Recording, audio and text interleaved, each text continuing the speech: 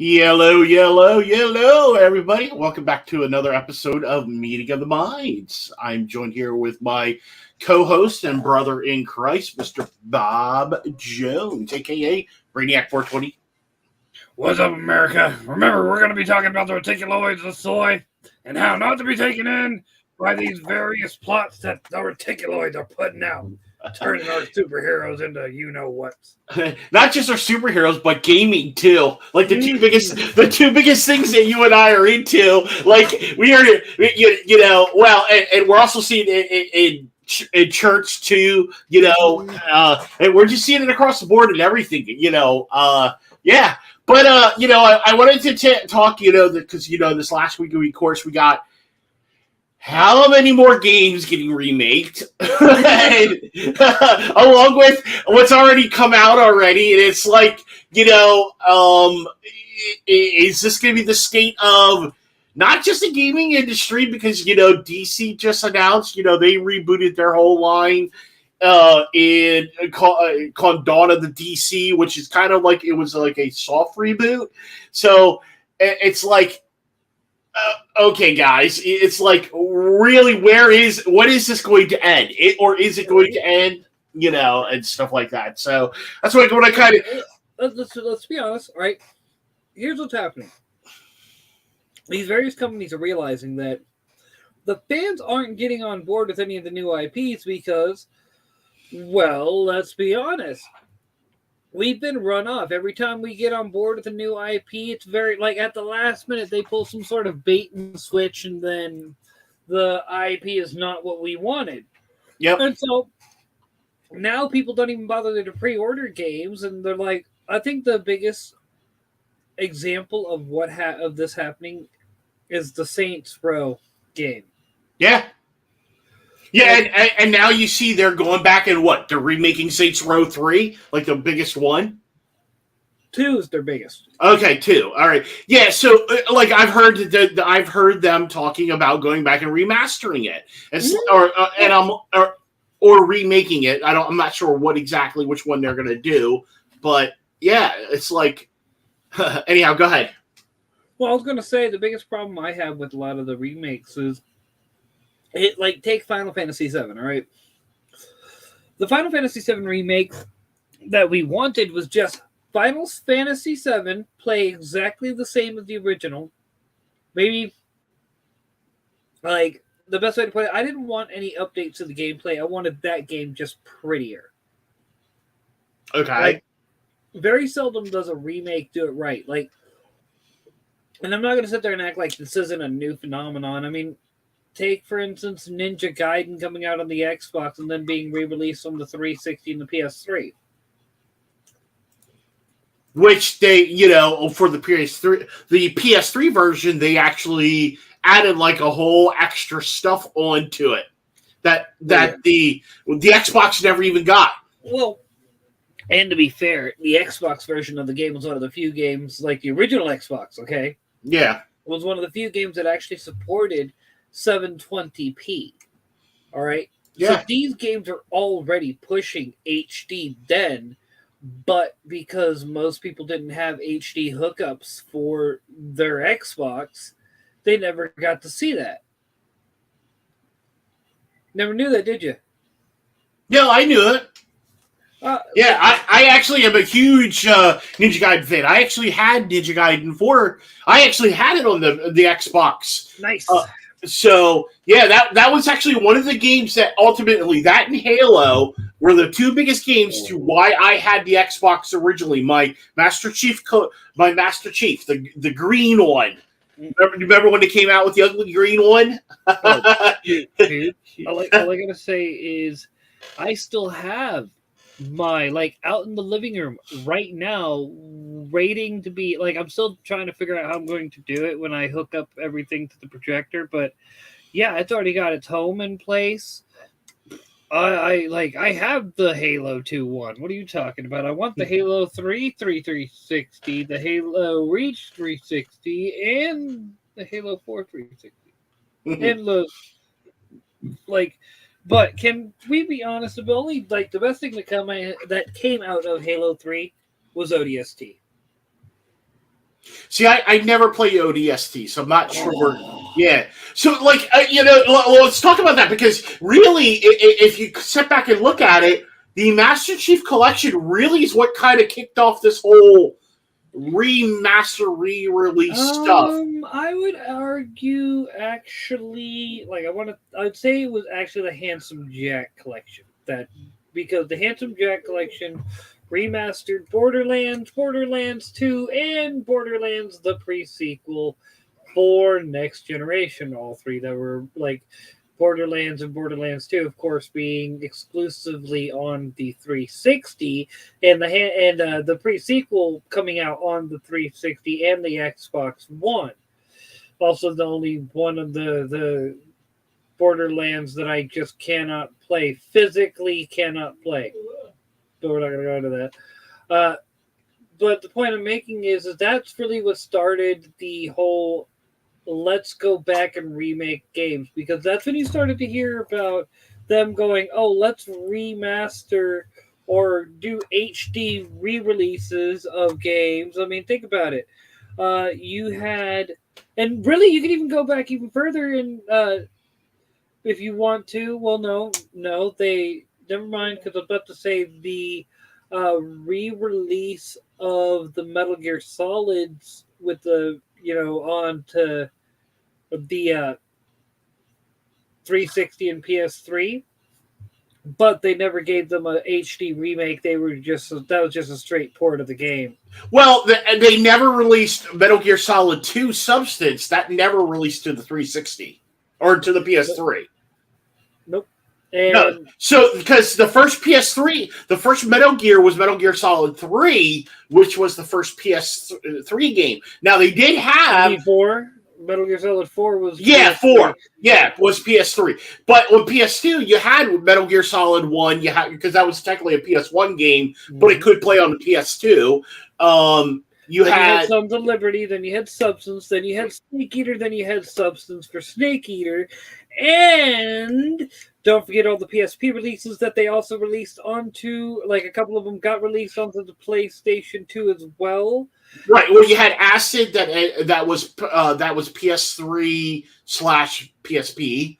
Yep, and let's not forget that the Metal Gear Solid 4, it's now getting a re-release on other consoles. Well, and we're gonna talk about that because I that's going to be in the remake category, because we're getting Snake Eater remade completely.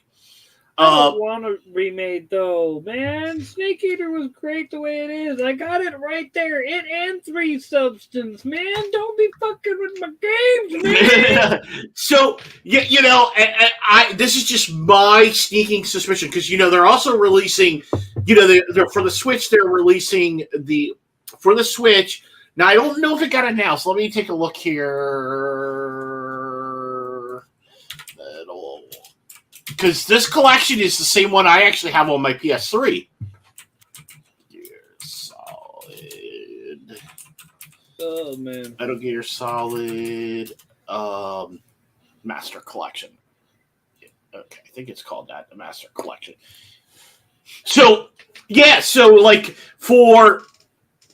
for the PS3, they originally released, you got all the Metal Gears in HD. Those were done for the PS3, because I actually have the HD collection. And what they then decided to do was they decided to not do anything they decided to take that off the shelf, and you couldn't get it because that was just a limited release. So you had the only thing you could get was, of course, Metal Gear Solid 5 for the PS4, and you could play Metal Gear Solid 4 on PS4, and stuff like that. So, there was, a lot of things, in terms of, I thought that was the only other game I would say probably even came before that would be your Splinter Cell. Because when they did Splinter Cell, because remember, those were originally Xbox PlayStation. Nope, they were PlayStation originally. No. I'm taking Siphon Filter. Siphon Filter was PlayStation. That was our equivalent to, but the first, like that. Okay, so yeah, you had on the Xbox side, you had you had Splinter Cell, which of course, in my opinion, even though I like Siphon Filter, Splinter Cell blows Siphon Filter out of the water. One of my pride, I guess you say, pride moments in gaming, proud moments, whatever, is getting through Siphon Filter Conviction on the hardest difficulty, first playthrough, right? Got through on the hardest difficulty, expecting the achievements to stack, though. Like, this is I did it, guys. I did it. Hardest difficulty. Where's the achievements for the easy? You guys didn't stack it with this game? So they are doing, for the Metal Gear Solid Master Collection, we're getting the original remake of Metal Gear Solid 1, 2, Sons of Liberty, and 3, Snake Eater. Yeah. Plus we're also getting the NES and the all of that collection is going to have the NES versions of the original Metal Gear and stuff like that. Dude, that's one thing I do have to say. Like,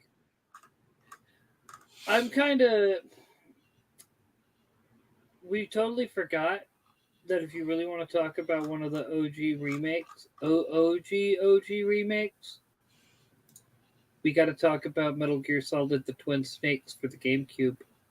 Because so like they will also talk for the GameCube. We had Resident Evil, the first one. Yep, they did remake some games that was PlayStation games for the GameCube. Resident Evil 0, if I remember right. Yeah, Resident Evil 0 was actually its own game. It was never. Yeah, originally it was because Sony had lost after the debacle of Resident Evil 3. They lost the license and they moved over to GameCube because the GameCube had better graphics and everything than what the PlayStation did. So, and of course the PS2 hadn't been released yet and stuff like that. But they did, that's when they did the remaster of,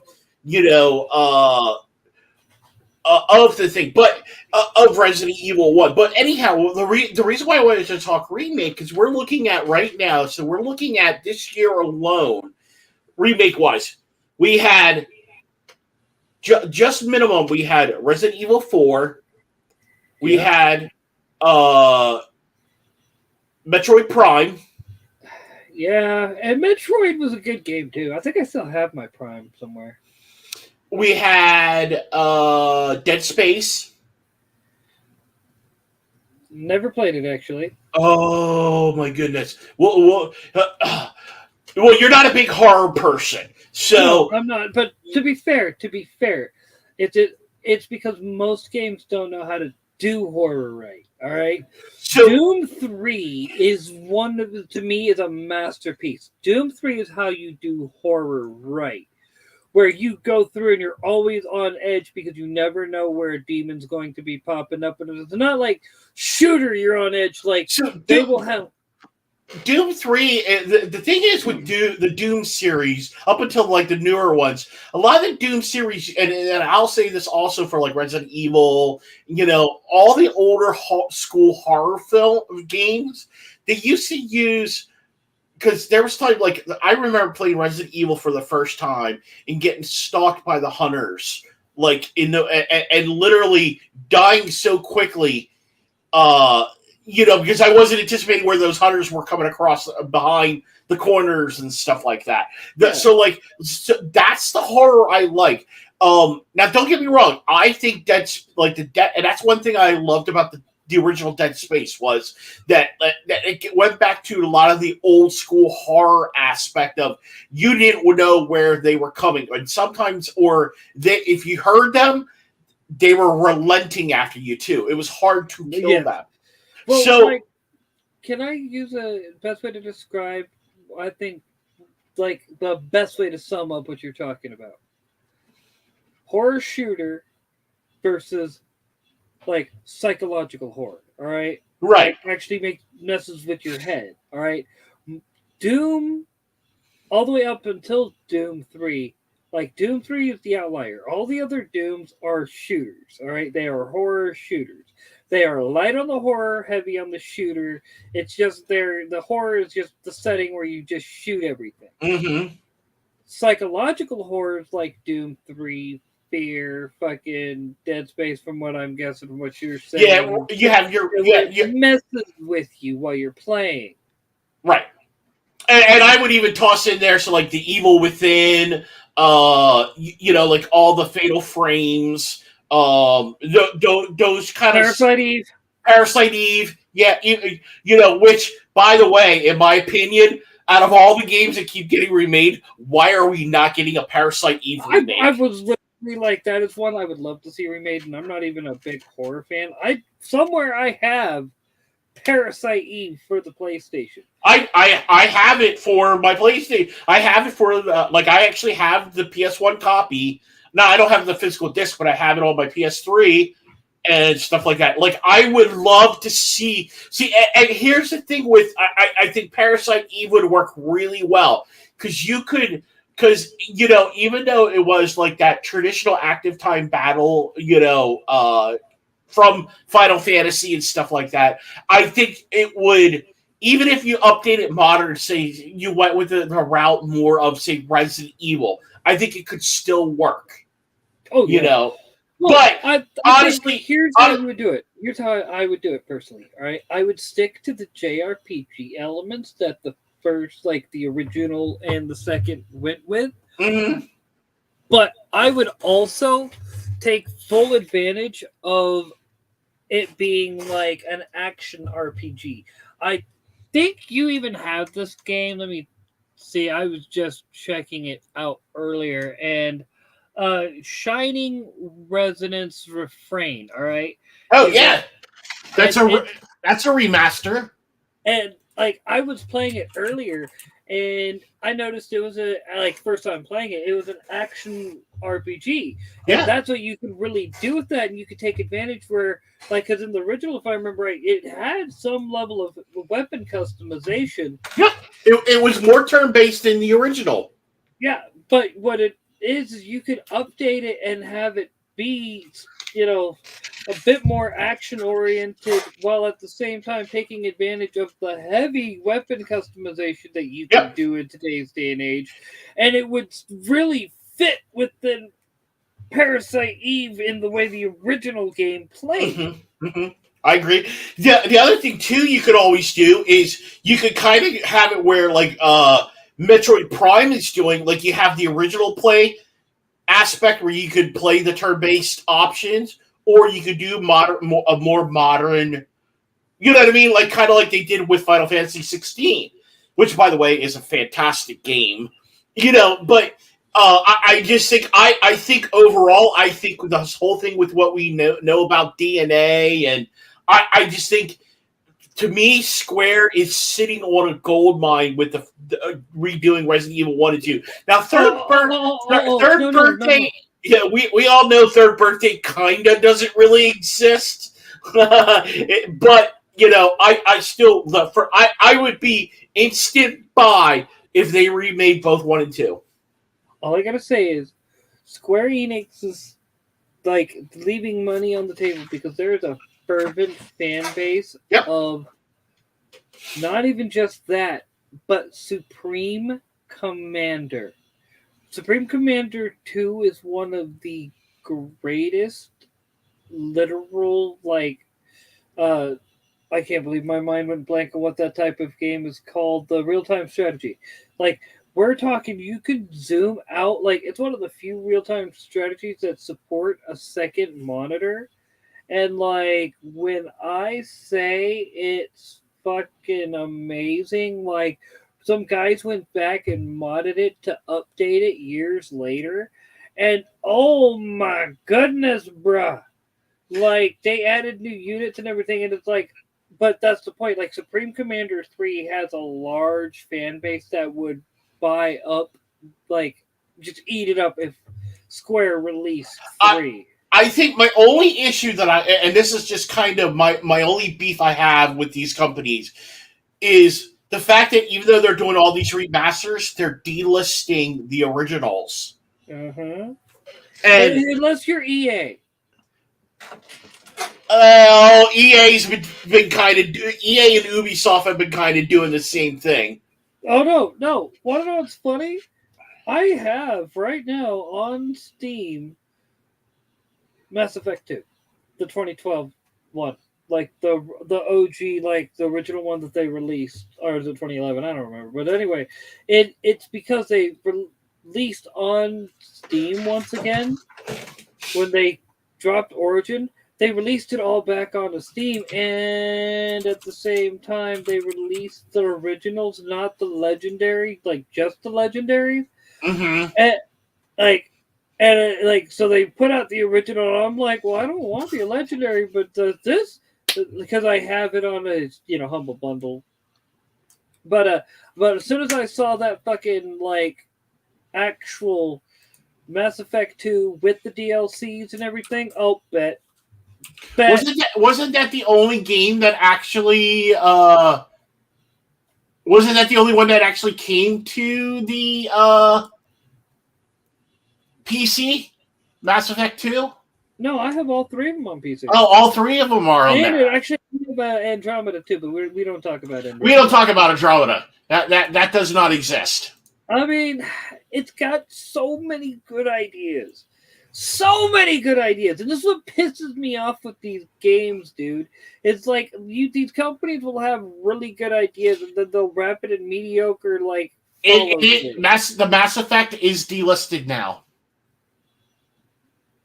Huh. Wow. Yep, I'm looking at it right now here. It says Mass Effect 2 2010 no longer available in the Steam store. That is funny. I just bought it a short bit ago. Like a month ago. Month and a half. Yep, here it is. Now they have the Mass Effect, the first Mass Effect. They have, that is weird. Wonder why they would have the first Mass Effect, but they would. You can see the third even on there. That would be even funny if they have the first and third, but not the second. Let me see if they have the third one here. Give me a second here. Although they kind of did that with. No, they do not have the third one. I don't. Nope. Yeah, they do. Hold on. Yeah, they do. And I'm looking at it right now. 2010 edition. I could buy this game for a friend. $29.99. I can add it to a cart. I was just looking right now, and it was showing me that it's. I wonder is because you bought it. Maybe, I don't know, but I still say that like this one, man, such good ideas, and like and let's talk, since we're on the subject of remakes, let's talk about how shitty the remake was that they made of all 3 with the DLCs together. They like went back, like they literally look. You can load up the OG with just a higher resolution, right? And then load up the Legendary Edition. The OG looks better. How do you screw up a remaster that's supposed to be prettier than the original, and the original is still prettier than you? Well, I've never played the expansion or the remasters yet at all. I refuse to.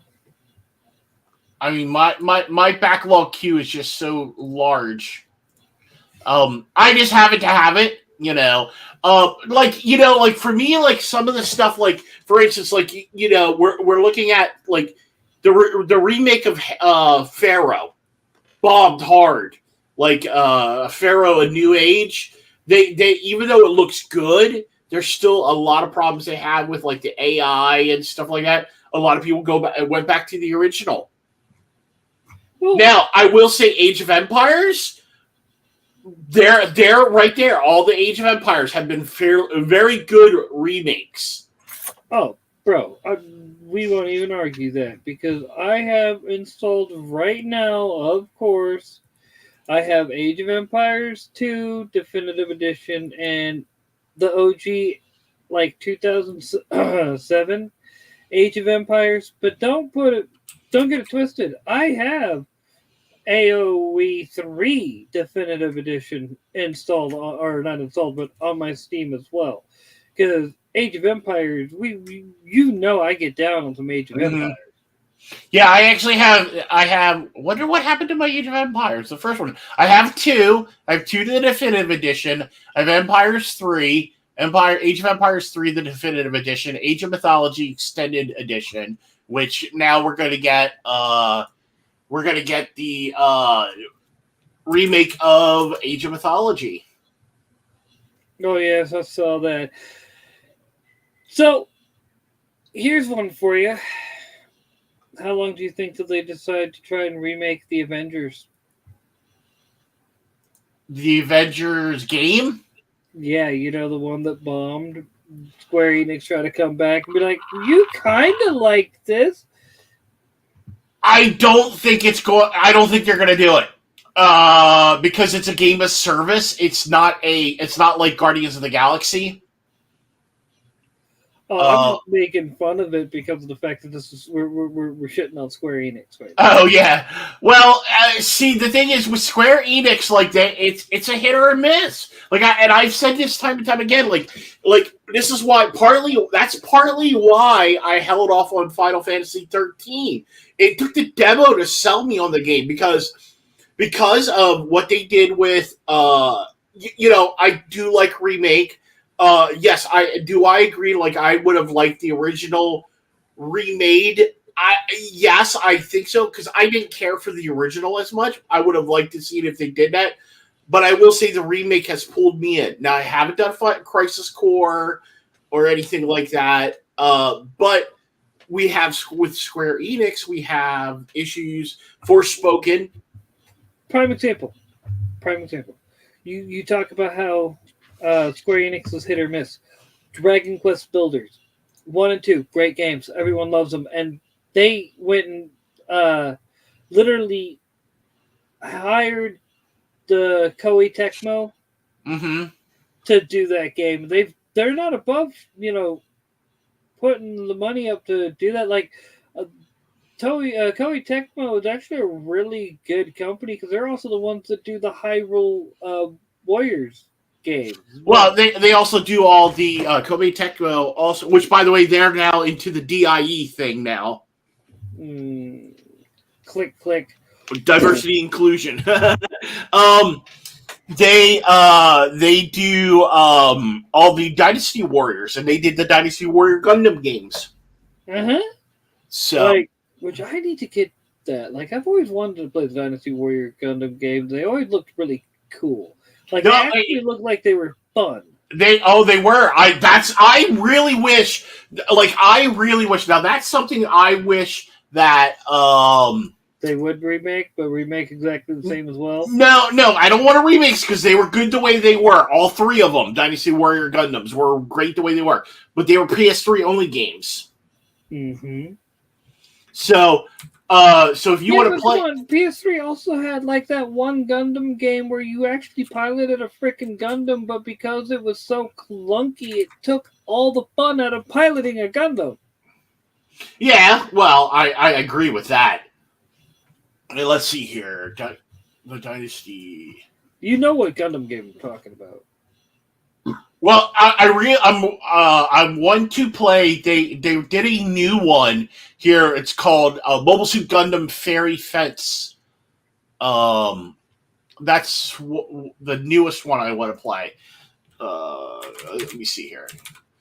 I'm trying to figure out what I'm going to play while we're talking.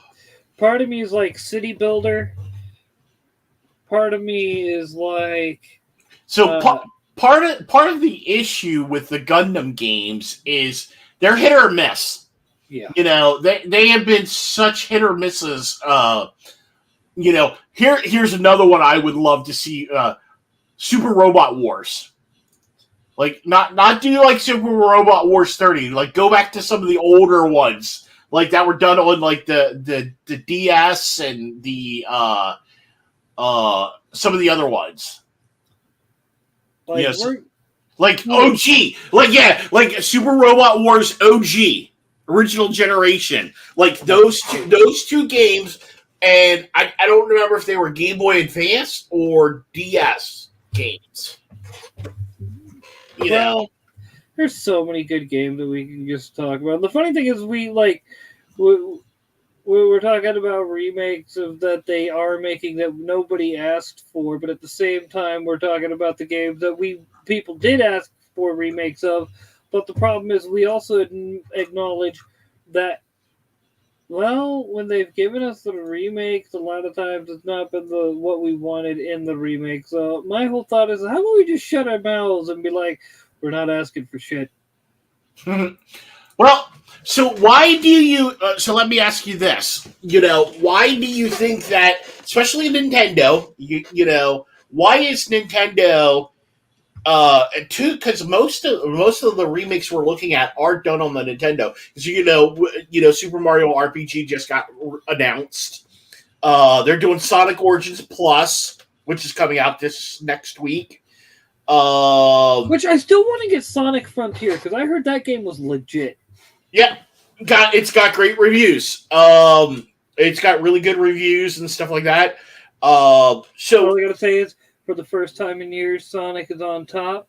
He's got 2 hit movies and a game that's a hit for the first time. That's not a racing game, mind you. Yeah. So okay, so we have with Nintendo, we have Super Mario RPG, Detective Pikachu. Pikachu. We have all the Ace Attorneys being remastered by Capcom. So, like, why do you think it's where do you think that why they're going back to these older games like the GameCube generation? Nobody's buying the new games. Nobody wants the new games. They are sick and tired of the bait and switch. Like I said earlier, people sit there and go, "Oh, I could get behind this," and then, "Oh, never mind." I think the other thing too is the price. Yeah, if you're gonna give me a game like that's incomplete, you're gonna shove me full of DLCs and whatnot, and expect me to like it, and then to make matters worse, you're gonna slap a freaking $80 price tag on it. Yeah, you guys can go. Well, and that's what I want to bring up a point, because we just had released the Etrigan Odyssey remaster and, of course, the Pixel remaster. Both of those. So the Etrigan Odyssey remaster is $69.99 if you buy it. Okay, comes with 3 games. Now, if you want the HD packs, they're anywhere from another $10 to $40. And then not only on top of that, then you have with the Pixel remasters, okay, all 6 games got Pixel remasters, and it's $84 for 6 games. And I'm like, how do you justify spending that kind of money on a game, especially with the Pixel remaster games? Okay, they're just slapping new sprites on that. Yeah, I know. You can't fool me that they ran through and redid all the new code and all that stuff. No. I don't believe it at all. So, is it nostalgia bait, or do you think they know it's guaranteed money? Both. They know it's guaranteed money because it's nostalgia bait. Okay. All right. It's I liked this game back in the day. Let me play this remake and try to relive the past. And we all know you can't really relive the past, but that's what these companies are trying to do. You remember back in the 90s before life got crazy? You remember before 9/11 when life was still normal? You remember back before we started tearing everybody apart and everyone got along? Here, play this game from this bygone era. It will make you feel like those times, even though you're living in today. Well, is it also because you're looking at, and this is just a hypothetical? Is it the fact of the gaming industry is starting to go the route of the movie industry? They're running out of ideas. Dude, there's plenty of ideas out there, but here's the problem. Every time they do have a good idea, it's immediately ruined by DEI and wokeness. They immediately shove down things that nobody wants. What's up, Neo? But they're immediately shoving things down like into the game that nobody wants, and it's like when fans go, "You bastard! You had us! You literally had us! Why did you turn it into something that we don't want?" We're like Obi-Wan and Anakin on frickin', in Revenge of the Sith on that one lava planet. Like, you were supposed to bring peace to the Force, not upend it. Well, I'm just saying, I mean, don't get me wrong. I like that they're going back and remastering. For instance, I'll give you an example. So, one remaster that's coming out next year that I'm really excited for is Persona 3 Reloaded. One of the reasons why is because now the thing is, Atlas actually they released Persona 3 to all the platforms, so everybody can buy them, and they have no plans of delisting the original Persona 3. Okay? So you can still buy, even next year, that you're going to still be able to buy it. You could buy, if you are a PlayStation person, you can buy Persona 5. You don't have to buy the Royal Edition. You can go in and buy, you know what I mean? Or you can buy the disc and stuff like that. So, there are times I don't mind remasters and remake. Now, I haven't played the Metroid Prime remaster, but a guy at work, him and I were talking, and he,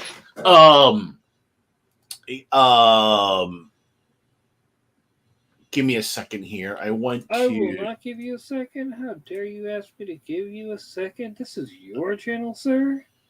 God. Why can't I make Neo a moderator? I mean, make me? Oh, no. I know why I can't do it. Hold on. Because I'm signed in. Because I'm signed in as my other account. That's probably why. Yeah, that's why I can't. Because you're a wizard, Harry. That's why. Yeah, we'll put him as put something in there, Bob, to type in there, so I can put you as a moderator in the chat. So, I think, for me, and I want to get Neo's take on this, with remasters and stuff like that, where he feels that,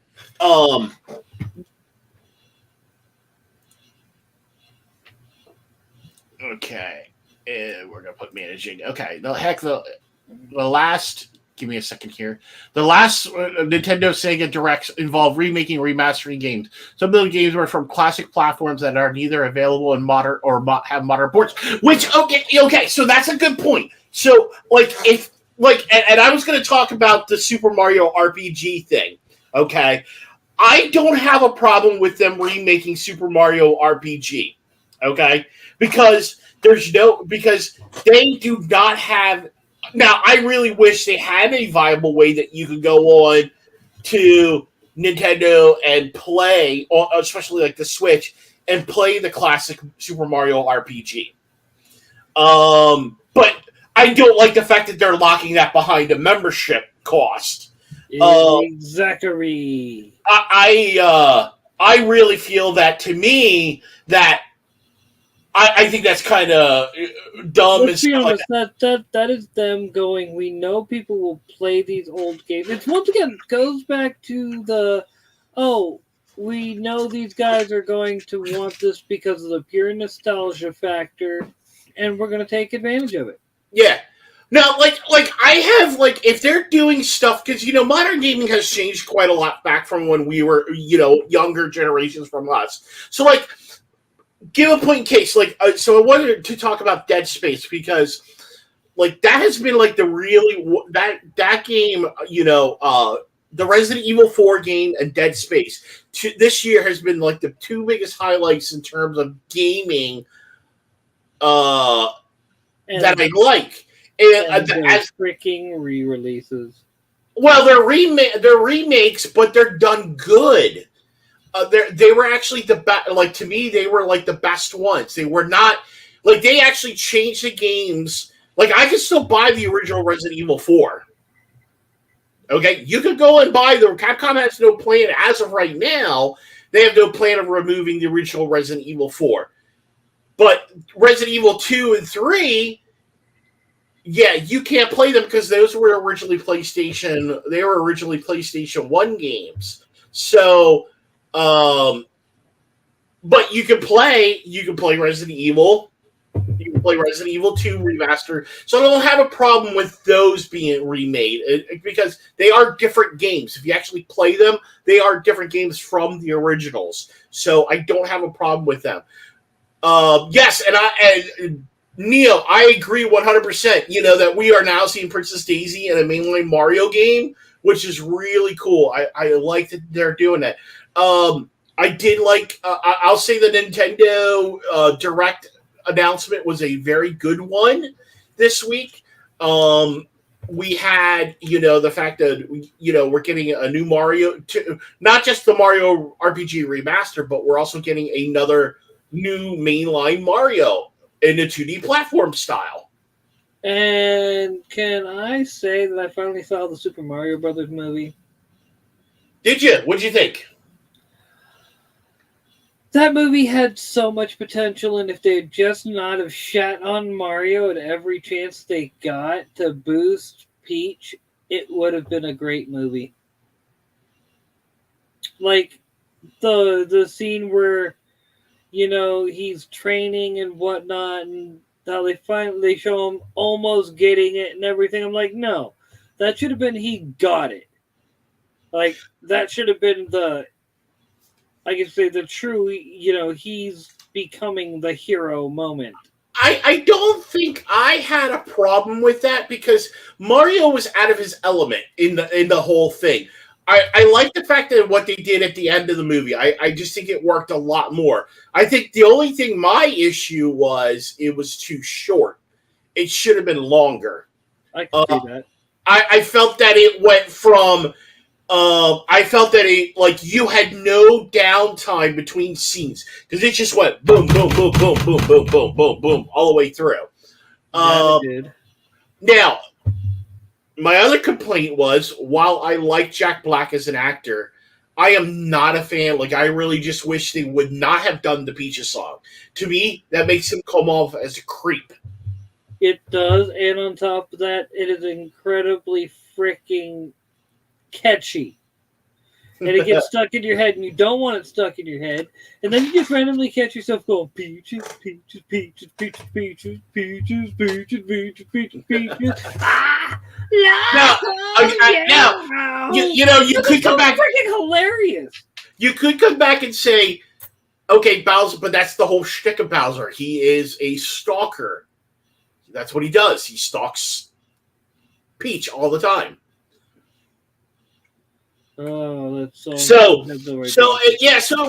it wasn't bad. I didn't think it was. I didn't think it was like the best movie out there, but it was a fun movie. I think it was made for kids, and that's if you take nothing away, that is exactly what I think it did, and that's why it's kicking that's why I kicked the shit out of all the Disney films. And because I will say, if it opens the door to us getting a proper Legend of Zelda movie where they don't shit on Link, okay, I'm down. I'm so down because I want a Legend of Zelda movie. I've wanted a Legend of Zelda movie for years. And who knows, we might even be able to get a Metroid movie now. Right, so we get a Metroid movie, we get a Mario movie, we might see a Donkey Kong movie, although I'm not a fan of Seth Rogen, so I really don't hope we don't get a Donkey Kong movie. Dude, so I do have to say, like, when it comes to Seth Rogen's portrayal of Kong, if I remember right, he had a voice in the 90s, and his voice was deeper, and his character was a lot more serious. He was not a show-off. He was a very serious character in the Donkey Kong Country game. So, okay. So here's what Neo says. I understand Bob's perspective, but I feel they were trying to focus on immersing Mario into the world so he would already be established for the future Mario movies that we all know they're making. Yeah, exactly. That's what I think. It's kind of, you have that Stranger in the Strange Land aspect, or you might have that King Arthur or that Knight in King Arthur's Court or something like that. Whatever. I forget. Whatever. King Arthur's Court? What's that? The Kid in King Arthur's Court, something like that, yeah. So you have where where you have this guy Mario and his brother Luigi, who are just completely out of place in this whole thing. It is basically Alice in Wonderland. It's a hodgepodge of all different tropes.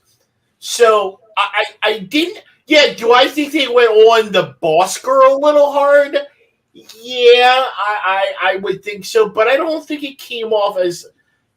It did get a little overbearing, but it wasn't obnoxious to me. Yeah, it was to me, but that's okay.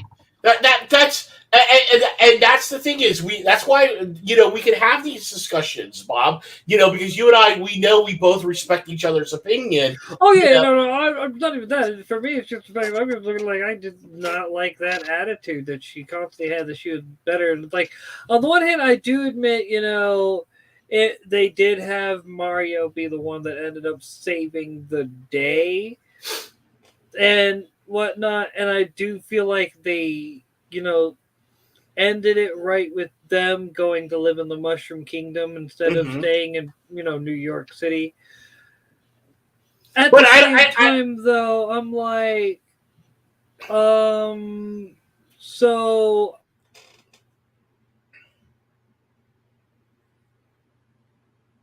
You there? Bob? I think I lost you. Neil, can you hear Bob? I'm not hearing him at all.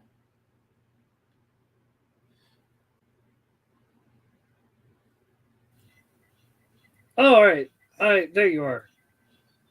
All right. Yeah, we lost you there for a second. Yeah, well, no, what was weird is the fact that I'm sitting there like, what? I got quiet. Why did it get quiet? So why did my download stop? So Neo said, if it helps, I heard Japan is getting narratively different versions of what we got. Yeah, and I wouldn't be surprised because over here it's the whole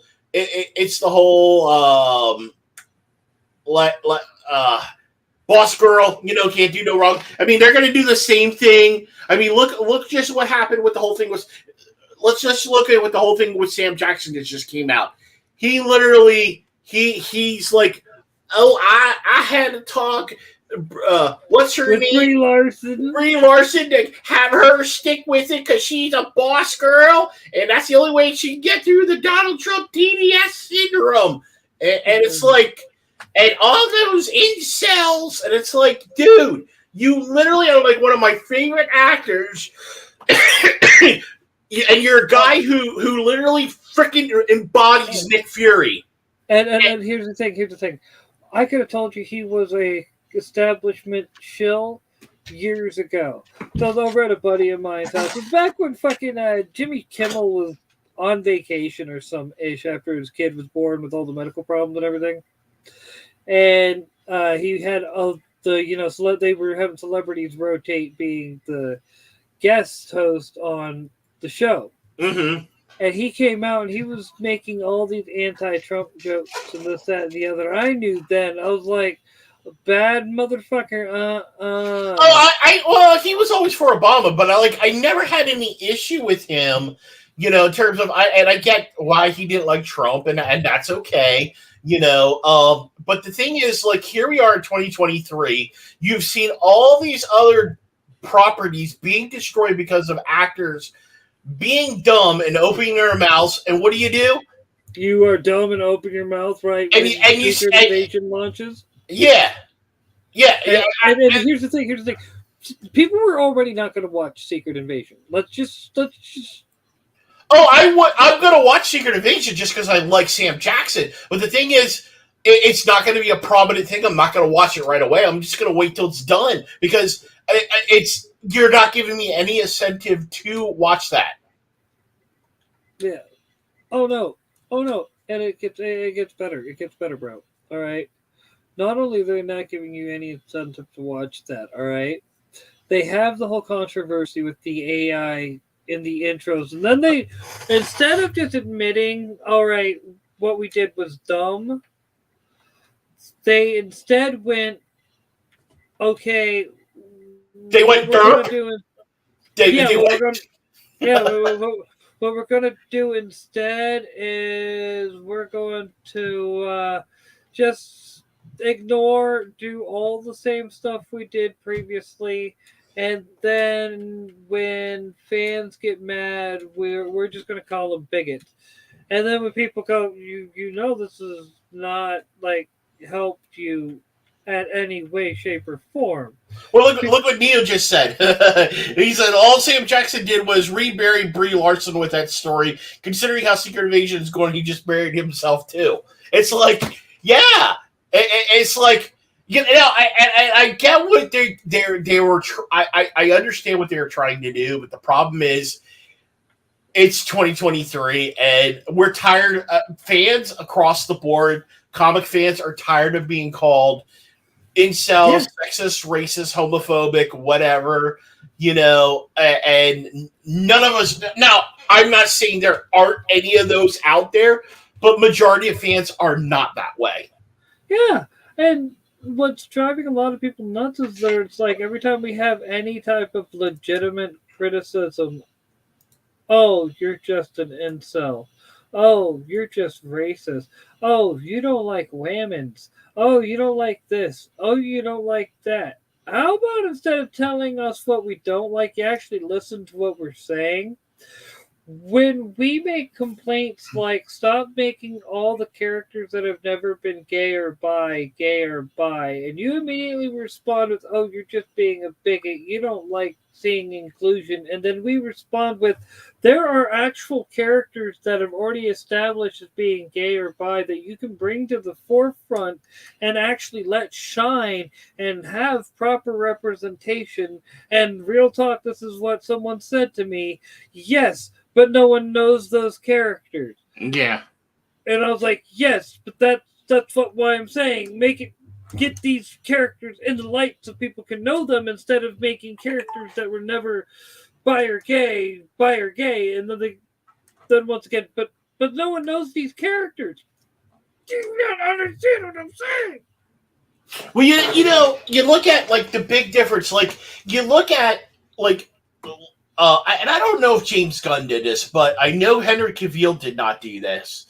When Superman came out and he got backlash for his portrayal, because there were a lot of people that did not particularly care. We know Man of Steel, either you like it or you hate it.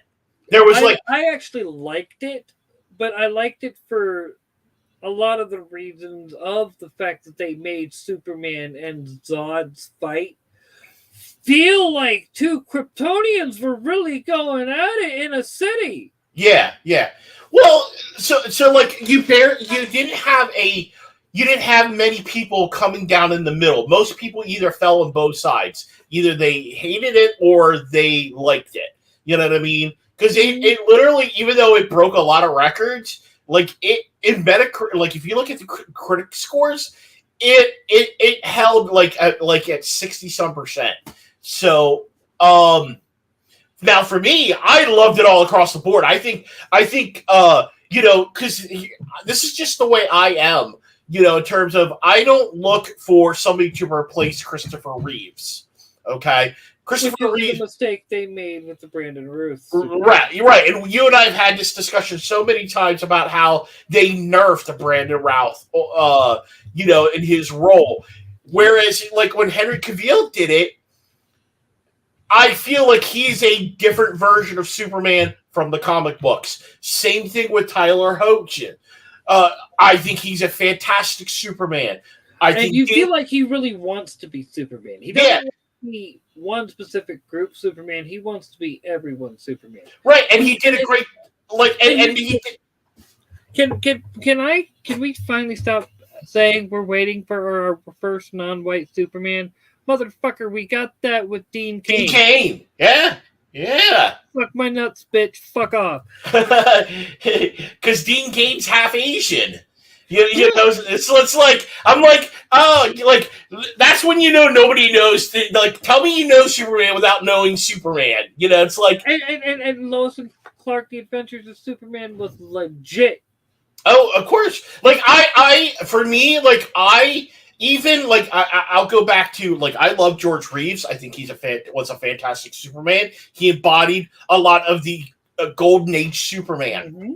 Okay, for Reeves embodied much of the Silver Age. Yeah, exactly. And then you had, I think, if you look at the Bronze Age, you had Dean Cain. He embodied a lot of the Bronze Age. Henry Cavill. 90s.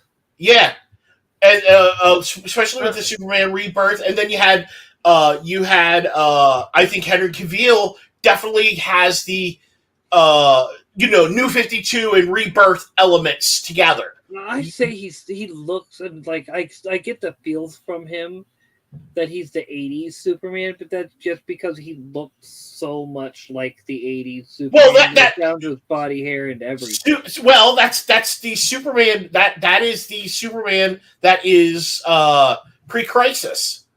The Superman that is in 52 and Rebirth that is the classic Superman from the 80s and 90s. Gotcha. Yeah. So he's the only one that survived after Convergence. Him, Lois, and Jonathan survived after Convergence. They are the only ones from that original universe, to go into the 52. And yes, 100%. Like that's why I said like when I was talking about like Henry Cavill himself reminds me a lot of the 80s and early 2000s Superman.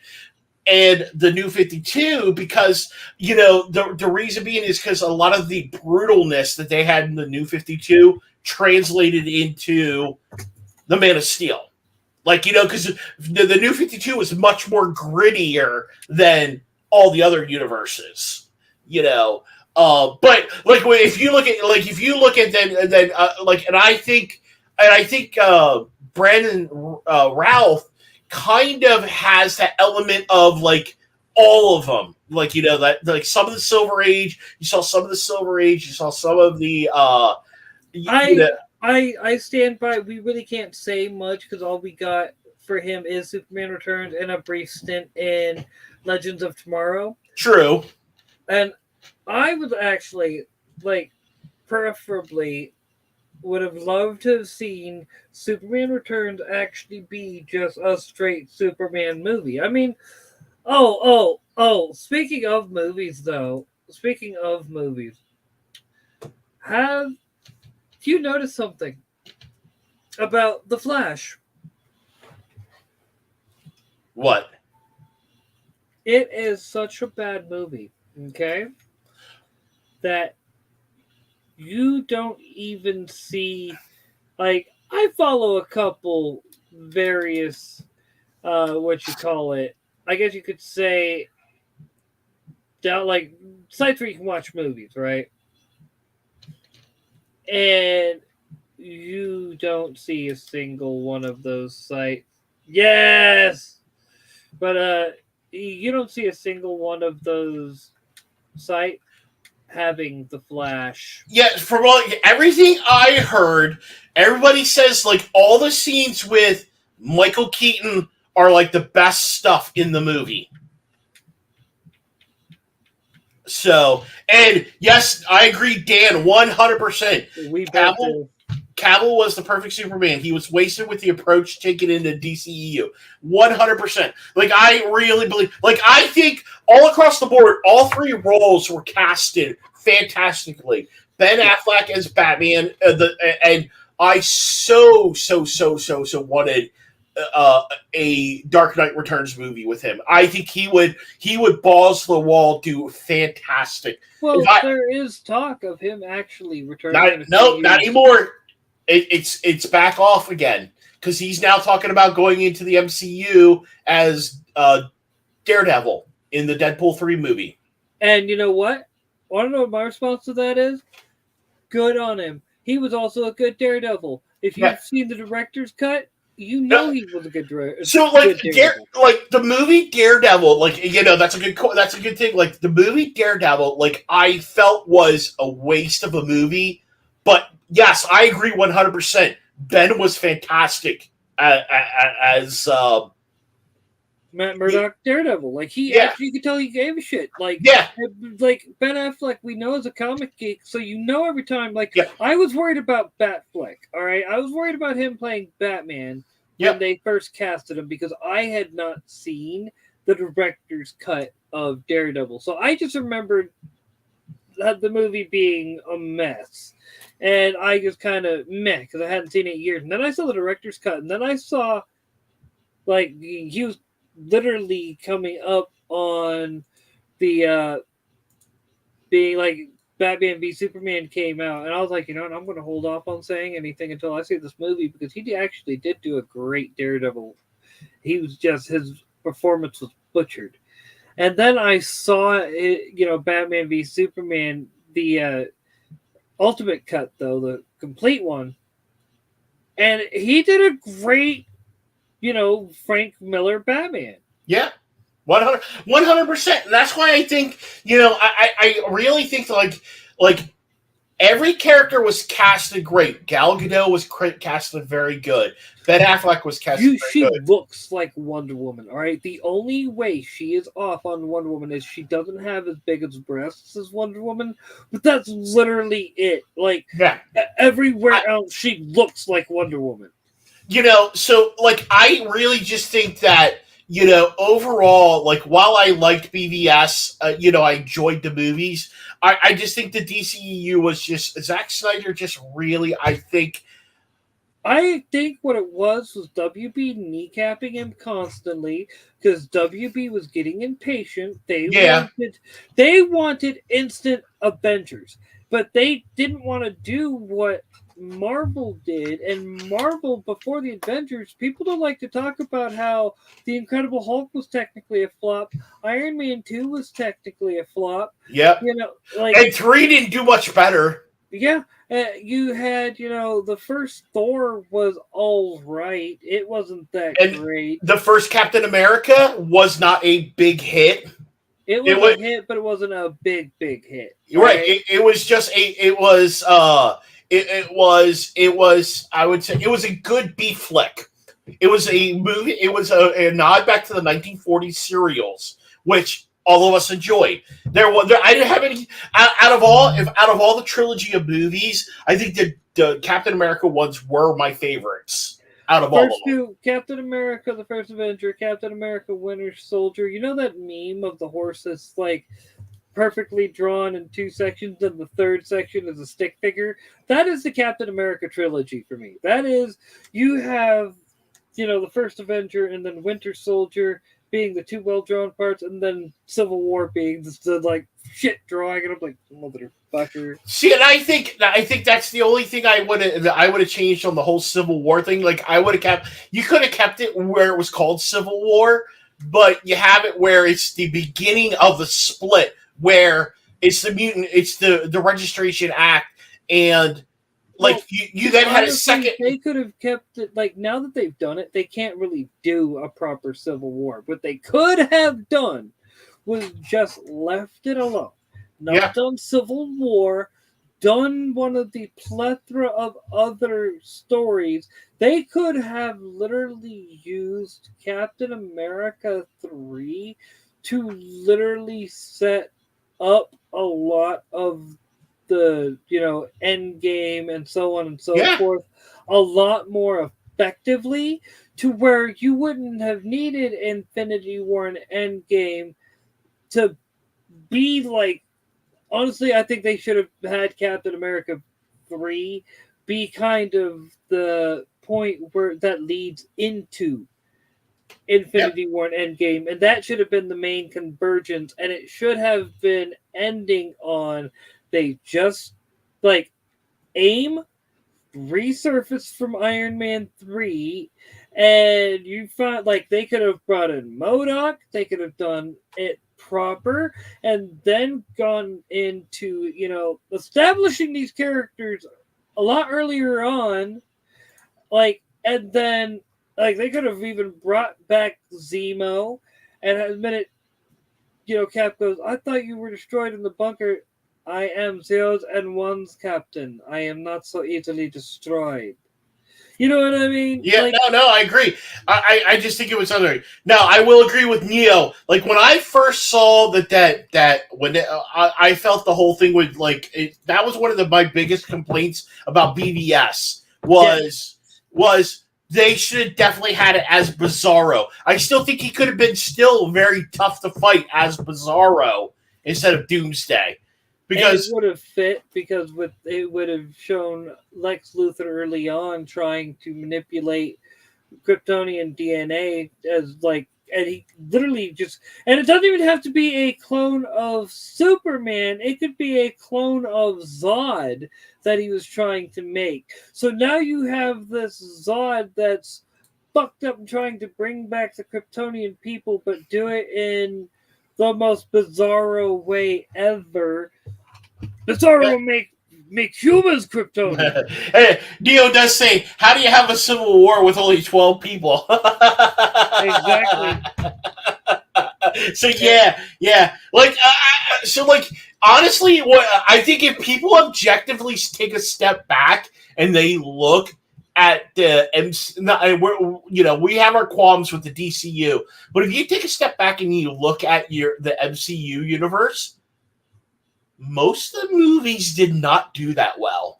Yeah, and that's the point. DC was trying to step up and get that instant success without putting their time in.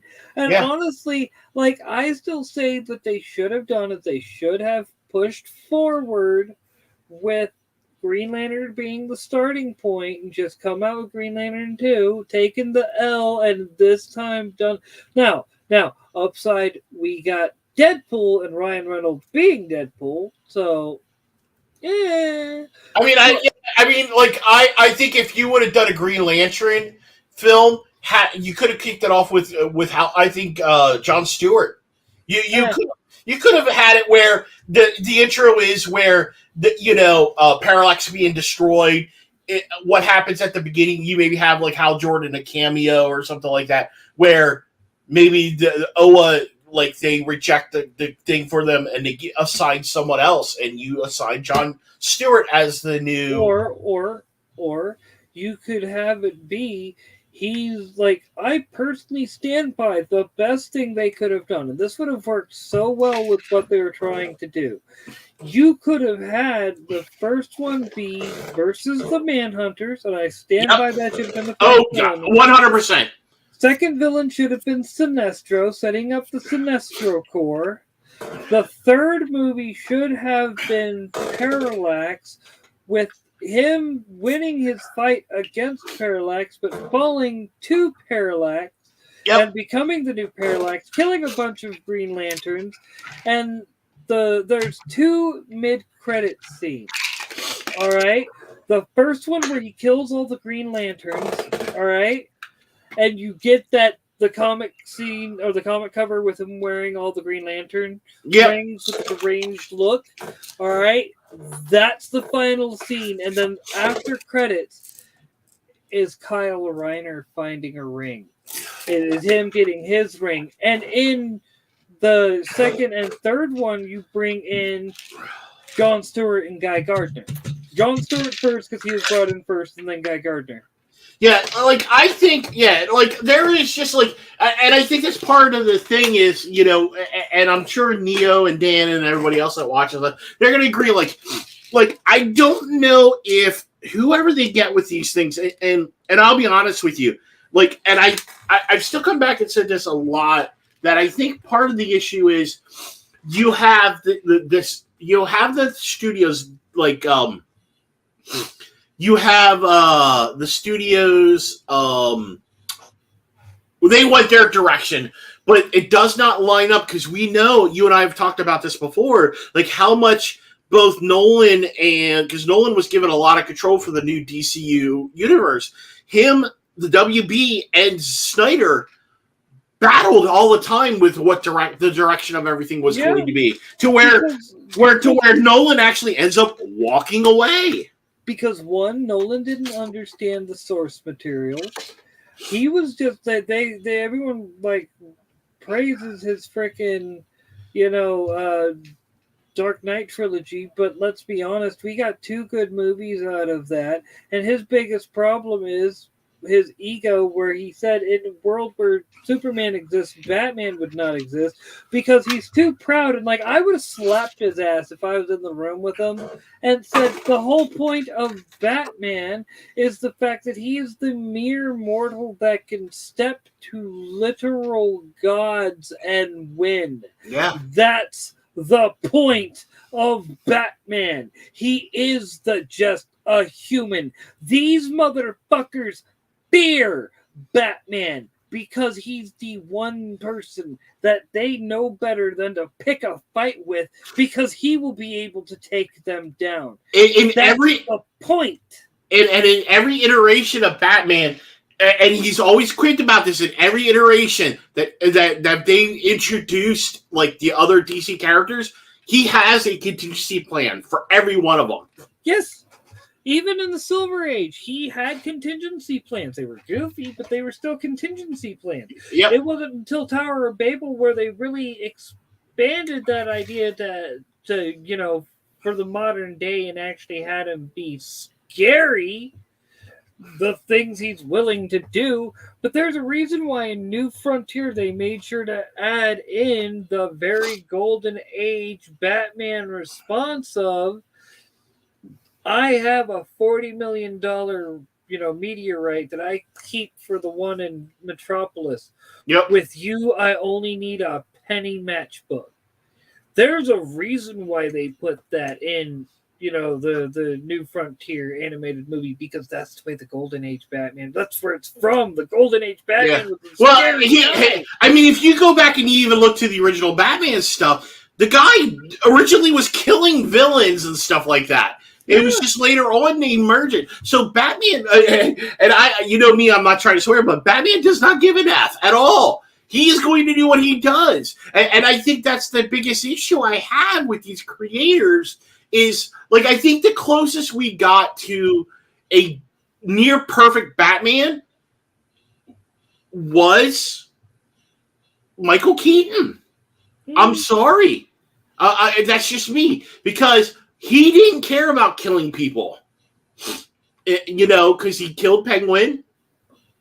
Well, to be fair, none of them really care. Let me take, the Val Kilmer Batman, where he literally throws the coins in with Two-Face's other coins and just lets Two-Face fall to his death. Yeah, that's true. That is true. I will agree with that. That's like holy. I still remember when they did that to him, and I'm like, holy shit! They just did not do that to him. Yeah, I mean, and look what he did to the Riddler and stuff like that. He purposely fucked him up in the head. Yeah.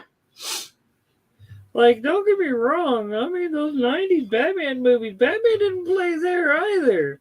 The difference is,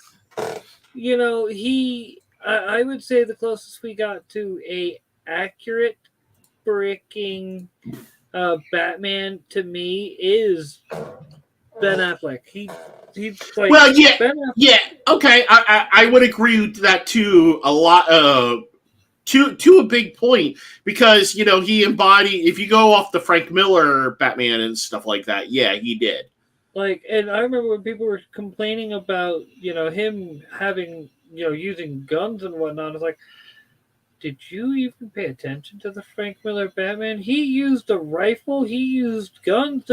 He used whatever he had to use. He may not have killed people. He may have had a no killing rule, and you could go, well, this one does a lot of blowing stuff up and this, that, and the other. The whole point of this Batman is the fact that he is the.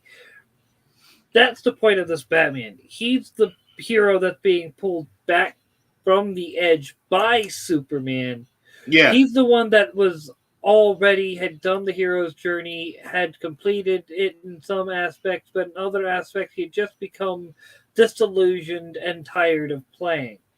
And so Batman v Superman is him being pulled back from that edge by Superman. That's why later on you don't see him using lethal techniques anymore. Yeah. Well, yeah, because you look at even and they did carry it through. Even if you look at the first Justice League movie, the first cut, they actually say in there like because they could have said, well, why were you not why he was doing what he did. He's like, well, Superman brought the best out in me. You know what I mean? He realized that Superman was the hero and stuff like that because he was about to kill him. Yeah, he was literally stepping over the edge, and then Superman pulled him back, and that was the big point of that version of it. And the thing is, I think the fact of it's, I know it is kind of silly. A lot of people say, well, Martha, it's the reason why he said Martha. Well, there's a reason why they had both Jonathan and, or why they had, Bruce and Clark having the same mother's name. I know they didn't. In the comics, it was just probably something that just happened randomly. No one thought about it. But the whole point is in that moment, though, it worked because of the fact that it was Batman no longer looked at him as a person. He was just an enemy. He was just an alien that needed to be killed. And then, Batman would pick up the pieces later. Yeah. Exactly. And whereas in this moment, Superman saying must save Martha, and then that being Batman's own mother's name, snap. Why are you saying that name? Why are you invoking his mother's name? And then Lois Lane runs up. It's his mother's name. Oh, fuck! He's got a mom. Yeah. Oh, wait. Like, in that moment, Batman snapped back and stopped looking at Superman as just an alien and realized, no, he has a mother. He was raised on Earth. He has a family. Yeah. While he didn't know everything about that, it's just that, that's the aspect. It allowed him to connect in that human moment, the fact of that, both have a mother, both have sacrificed. You know what I mean? Because Clark's mom was kidnapped. You know what I mean? So you know what I mean? So that element was there already. You know what I mean? Yep. So it had the fact of him not putting both of them together. I think only when he realized the one who was kidnapped is, you know what I mean? He put two and two together that the one who was kidnapped was actually Superman's mom. And he's like, oh, shit. And she has the same name as my mom? Oh, shit. This is, you know what I mean? It's kind of that, oh, shit moment. So, like, you look at now, like, one of the things, like, I really think a lot of the people at DC no longer get the characters. The only ones who I still think get the characters, and he's even starting to slip, was Bruce Timm. But Bruce Timm has also been trying to push the whole Batman and Batgirl thing for literally 20 years. Once again, if you go off the original mythos, she was closer to Bruce's age in the original when Batgirl first debuted. She had already graduated. She had already graduated college and stuff like that, and she was actually. But the thing is, he was. Even in the Golden Age, he married Selina Kyle, and their daughter was Huntress. Right. Well, yeah. So, like, and that's the thing is, like, I think I feel that, like, in my opinion, that do I think it was creepy? Yes. I never liked the Batgirl Batman thing. Like, I always felt it was creepy. I always, to me, to this day, and I just watched Catwoman Hunted last weekend. It was kind of like it was it was a fairly good movie. It was kind of like a Lupin the Third type movie and stuff like that. You talking about like the Halle Berry Catwoman? No. Catwoman Hunted. It's an animated. Oh, okay. I didn't. Yeah, man, that one don't exist either. Come on, the Halle Berry version. I was about to be like, what? Halle Berry was Catwoman? What? Yeah. We don't want to talk about that. And to be fair, Neostar, Hollywood never got superheroes. That's the lie we tell ourselves to make ourselves feel better when we think about how our heroes have been screwed over. No. For a brief moment, Hollywood being true to the characters because of Harry Potter being so successful and Lord of the Rings being so successful, and they realize the closer they get to the source material, the more likely the fans will wow out. So when Disney bought Marvel and Marvel Studios, which, let's be honest, there's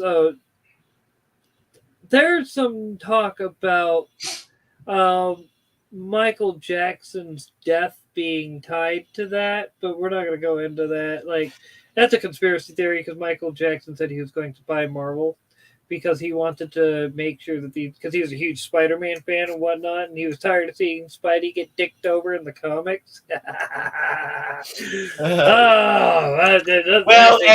And needless to say, we have more cuckery of Spider-Man. Yeah. But anyhow, so now we're having this soft reboot of Dawn of DC, and I'm like, the one good thing we got out of it, though, so far, we got a new Superboy series. No. After being sidelined in New 52 and stuff like that, we are getting classic Superboy in his classic costume. Yeah. Yeah. I like that comment, too.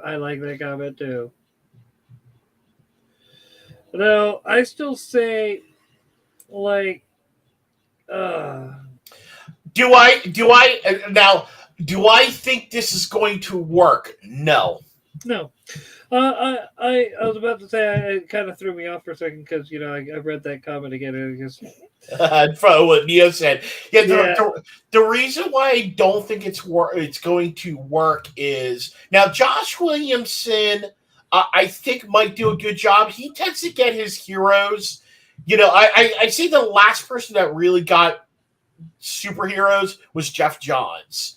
But then when he started getting more corporate, he started losing a lot of what made superheroes. Because he was being put under, I believe personally, more and more pressure by the board of directors at WB to do what they wanted him to do, and I honestly think, like, we're just now finding out about DEI, WEI, things like that.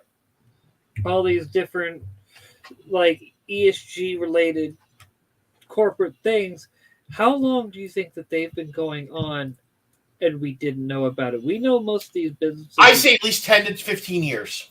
And that's what I was about to say. We know most of these businesses date back to the mid 2000s, like early to mid. And I'm just like right there, that right around the time when you started to see Marvel, when they were taking on a lot of that debt to be able to form Marvel Studios, for instance. I think when Miles got pulled from the Ultimates universe, when they literally basically when they let the Ultimate. Now I'm not saying the Ultimate Universe was like the best thing in the thing, but they did have two good series come out of that series. Both the Amazing Spider-Man runs by both Miles and Peter were excellent.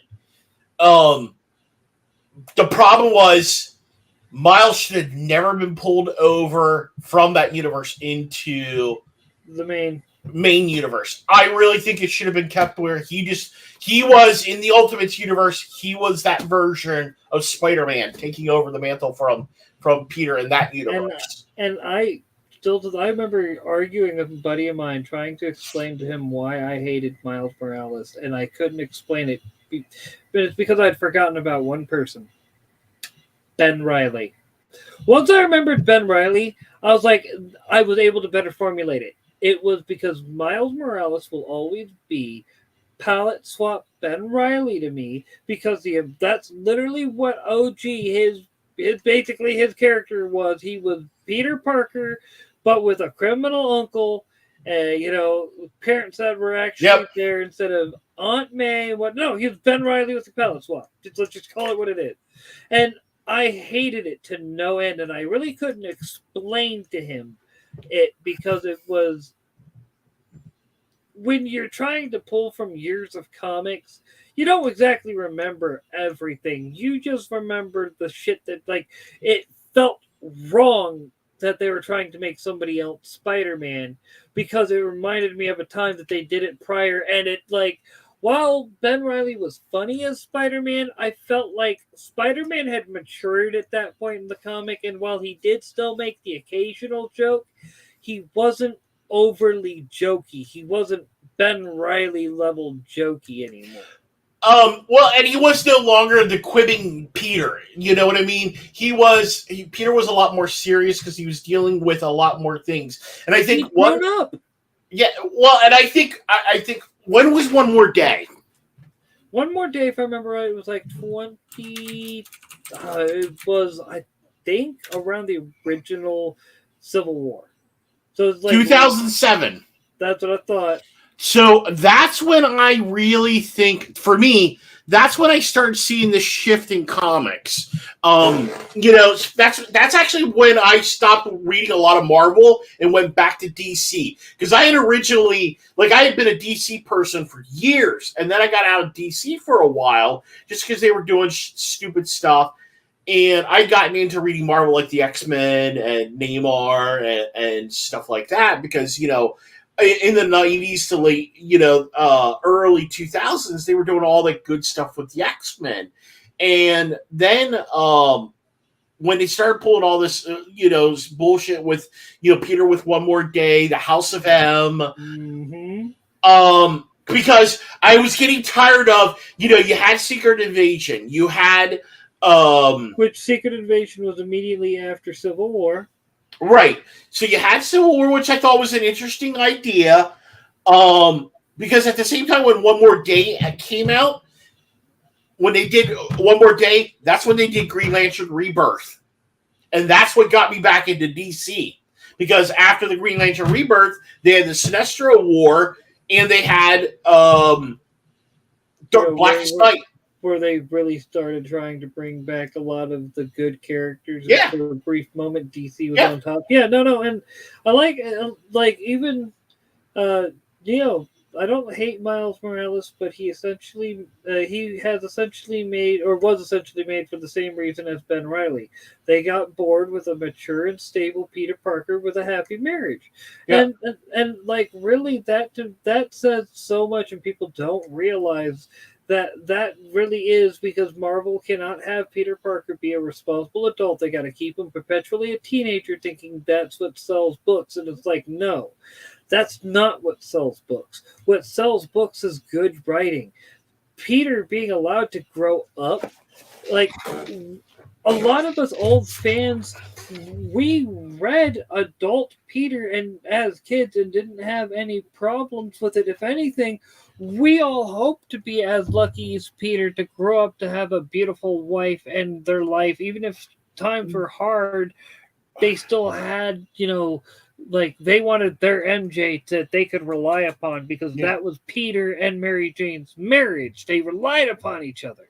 Why do you think the MC2 universe did very well with Mayday Parker? Because everybody wanted to see Peter evolve. It's the same reason why you and I have talked about why we loved the Rebirth Superman series so much, because it gave us a different look at Superman as both characters who are the top two. I mean, and you could throw Batman into there too with Damian and stuff like that. But it showed that they had aged. They Right. grew. They grew. Yeah, not only that, but DC as a company, while yes, they were kind of losing a lot of their younger audience, they were aging with us, realizing that hey, our main audience are middle-aged guys who are married with kids. We need to have heroes that are like that. Yes, we should have young hip heroes like Rocket, Superboy, or Static Shock. Those are the guys. Those are the guys that are allowed to be perpetually young. Yeah, those are the guys. Those are the guys. Natasha Steele. Those are the young icon. Those are the characters that bring those should have been used as the platform to bring young heroes and young readers. And I would even say, if you went on the Marvel side, they should have used Miles, Kamala Khan. They could have been easy platforms to get young kids back into comics. Yeah, and like Neo made a valid point again here with they wanted to make an edgy loner Spider-Man that was free to hook up with hotties and eventually a hip Spider-Man to appeal to hipsters. Yeah, and the thing is though, if like for instance, they could have brought Miles Morales into the main universe, but they had to have it be that universe's Miles Morales having the same thing happen to him, and they didn't need to kill Peter Parker. They could have him be Spider-Man as well, and like it really could have been like. Which is one of the big complaints I really did have about Miles Morales, and I felt like it was their missed opportunity to give Peter Parker a protege and give him someone that he really could just understood what it was like to be Spider-Man. So okay. So let's talk the Spider-Man game. That's exactly what they did in the Spider-Man game. That's why I love Spider-Man Miles Morales. Like Spider-Man actually, they actually had it where he had taken, they started off the game where he had already taken out Kingpin and he had been Spider-Man for a while. But this is where they introduced Dr. Octavius and Norman Osborn. So those were the two people that they were dealing with. And at the end, Miles, there's a genetic spider that Mary Jane finds that Norman is trying to work on, which I do suspect Norman actually discovers the Venom character and creates the Venom character. So in the game, what they ended up doing was from the work that Norman was doing when Mary Jane found the location that they were doing all this genetic engineering and stuff like that. Norman was doing all this genetic engineering because of this thing that Mr. Negative was doing. Here, there was genetic spiders. When she was trying to get out of the location without being spotted, one of the spiders hijacked it on her. And she went to feast, and Miles was there helping out. And the spider then, went down and bit Miles and stuff like that. So the way they did it in the game, that's how I would have done it in the comics or something similar. And now you have it where in the Spider-Man Miles Morales game, while Peter's not there, he is actually still a mentor in a lot of different ways. Like he set up these holo projectors. The game actually starts out where he's actually training Miles and stuff like they that. Still make him a part of the game and make him there, make him a mentor, and then with the new Spider-Man, of course, with it being Peter and everything again, they're having both of them in the game working together, and it's okay. And here's the thing: why did they didn't? The other thing is they didn't, and you've heard me make this complaint before. Miles Morales wasn't given a chance to be his own character until Into the Spider-Verse. 100%. And then Across the Spider-Verse, I feel like they took everything that, they took all that goodwill that they had gotten and from fans from the first one, and then immediately went, oh, well, but because of you, people were, the so-called haters, and it was all the people that were tired of like the pro-trans messaging and things like that for it's a cartoon that's supposed to be for kids at the end of the day. Let's just be honest there. That's another thing I tend to point out that a lot of people don't realize. Like, yes, we're grown-ass men and women that read comic books, but we are grown-ass men and women who openly admit to reading a children's medium, and we don't understand why we need to have adult themes in a children's medium.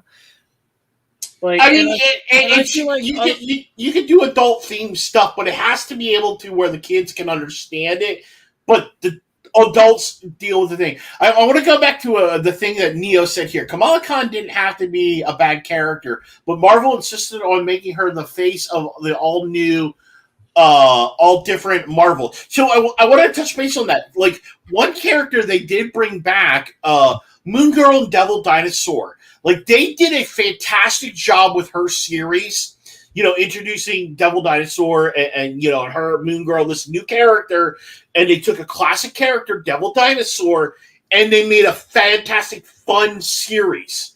They could have done that with Kamala. They could have had it where she was the fan fiction writer. You still have it where she's a fan fiction writer, but she's fan fictioning about all these different missions that her and everybody could have went on. And at the end of the series, she actually ends up getting powers. And you could have transitioned to her into doing those different things and try to decide to force her. And I think that's the problem. Is I have no problem with diversity. I have no problem with having characters of different. We don't even need to touch on that. We don't need to touch on that. What we need to say is, one, the big problem with Kamala Khan was she was, one, a self-insert of the creator. Well, Sana Amat, yep. And two, she was used, like, when they first introduced her, the big point that a lot of people had was, why does Miss Marvel have to become Captain Marvel? And why does Kamala Khan need to become Miss Marvel when Kamala Khan can be something else and be Miss Marvel's protege? Yeah. So they don't have to keep, Marvel dead. And that was their excuse. Well, we're going to keep Captain Marvel dead. We're just going to have Miss Marvel be dead. Well, for the first, they could have had Monica Rambeau, or not Monica. Monica Rambeau. Yeah, Monica Rambeau. They could have had her keep her Captain Marvel. No, what did they do? They turned her back into Photon. Yeah, it's like who's making these decisions? Like there's people who have not read comic books, and the handful that have actually read comic books are literally immediately overrode by people who have clout within the company.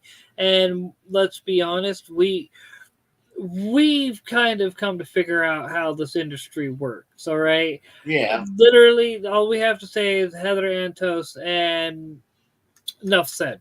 The Milkshake Crew. The Milkshake Crew.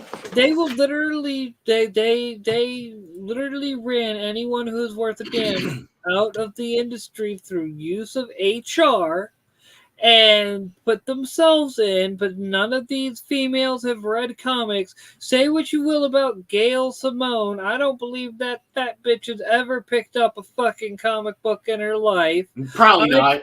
I think she just writes them because she made a big stink about women in refrigerators, and DC, being stupid, gave her a chance, and we've been dealing with the consequences ever since. If we want to save the comic industry, number one, for writing and drawing and being involved in these, you have to be a fan. And the minute you say you're a fan, but you have a good day, we don't need you. Because if you're really a fan, you don't want to change it.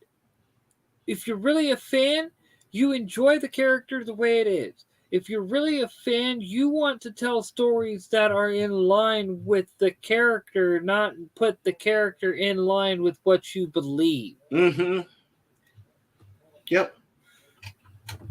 If you want to create it, real quick. So, Look here, so another thing here. So Miles could have been like Tim Drake to Spider-Man's Nightwing. Similar, was similar with their own distinct skill sets approach to crime fighting. Peter should have been Miles' big brother mentor. 100%. I agree with that. And none of us would have had a problem with that. And that's the point I was trying to get across to this friend of mine. Is like, and every time I bring up this, like we get into this, or I get into the conversation, I should say, with normies and whatnot, and like specific people I have continued to get into this conversation with about, they all sit there and go, well, you just don't know, you don't understand. When I say that I want people who are fans of these characters to be the one telling the story, I'm saying that not because I'm trying to be like, oh, well, you know, whoopty bam, I'm being some bigot. No, I'm saying I want somebody who knows that there are gay X-Men and that the first comic to have a gay wedding on it was an X-Men comic. Yep. All right? I want somebody who will sit there and instead of, you know, making Tim Drake bi, will run a story talking about, I don't know, or turning Iceman gay. Yeah, they would literally turn to characters that were, they could have literally, like, it had already been established that Damian into girls, already been established, so they couldn't do anything there, but they could have brought in somebody to the Bat family that they help out that checked off one of those boxes. But they already did. Batwoman. She's a lesbian. And there's your sign. I was waiting for you to bring up that. That's why I purposely left that out. That's why and I will tell you the run that James Tynion did of Batwoman right before they went into the New 52, where it was very dark and very gritty. Holy shit. That is one of the, like, I love Kathy Kane is fantastic as Batwoman. And once again, so you have, and I actually think Lucas Fox is gay. Well, but the whole point is, no, Lucius Fox is straight because he's got a son. No, I'm saying Lucas, his son. Oh, Lucas Fox. And see, there you go. That's exactly the point. Like, but when you, but we can't have a gay black man. Yeah, but when you make Tim Drake, like the photo that was going around of all of them making, like all the Bat family making breakfast in Wayne Manor, and you see frickin', you know, spoiler, throw in frickin' chocolate chips on pancakes saying, you need chocolate chips, and Tim's like, then hold off on that. I want to be able to sleep after this. You know what I mean? Like, it. And the big point everyone was making was, look what they robbed from us. And I'm still, I agree. Stephanie Pound and Tim Drake were like the best. And well, not only on top of that, so I think Cassandra Cain is bisexual, if I remember correctly. But the whole point is they don't really care about any of that. And when basically these like new writers get into the field, they don't know anything, so instead of, you know, using the arrows that are already in the quiver, they are instead modifying other arrows in the quiver to do what arrows that are already in the quiver can do. Yeah, like, they're ruining perfectly good arrows to make arrows like what they already have in the quiver. Does that, like, and when you try to explain that to them, they just go, but no one knows those arrows are there. Then use them, you dense motherfucker. It's not that hard to figure out. You want to have inclusivity? Use the characters that are actually inclusive. Not make characters into something they never were and then wonder why everyone looks at you like you're the asshole. Yeah, true. I mean, I'm just saying. Like, and that's why, like, when we talk about a lot of these comics and a lot of what they've done to comics, we always end up having the same conversation pretty much, just different variants of it. Because of the fact that we've, like, if these individuals within the industry would stop listening to people who don't buy their product. But I understand the whole, like, if you want to get some type of loan, you gotta have these things in here. But here's the thing: if nobody's buying your product, those loans are fucking useless. Yeah. Agreed. You're just speeding up the pace at which your company is being destroyed. Oh, but once you start talking about that, then you start you start going into the realm of things that socialists don't understand. Economics. Yeah, and soon it's just gonna be, yeah, it's gonna get even worse. It's not, and I've said, everybody's like, well, it's gonna get better. I'm like, no, it's not. This is not the end of it. Things are just gonna get worse. And So. if it's like, you know how things have changed when we could openly deny the 2020 election now on YouTube. All right, that they're doing that specifically because they know what's about to happen in 2024. They want to give people the ability to be able to deny, and if the people at YouTube are tired of being called hypocrites, so of course now 2 years after the fact, after 2.5 actually, after the election and whatnot. Oh yeah, now you can say, well, I think some fuckery happened. Yeah, it just my, I mean, if we want to do, if we want to do a hot take, it's gonna be Trump and Biden again, sadly. I agree. They're like, my whole thing is it's funny because you see when I watch, me, I watch a lot of like Tim Pool and whatnot. And he's always like, well, you can't just sit there and say that they stole the 2020 election and whatnot. And then we'll talk about how when you see the establishment cheating, you got to say something. And it's like, Tim, you realize, you say, hey, this was done. Then you say Republicans just let the Democrats cheat without saying anything or without doing anything.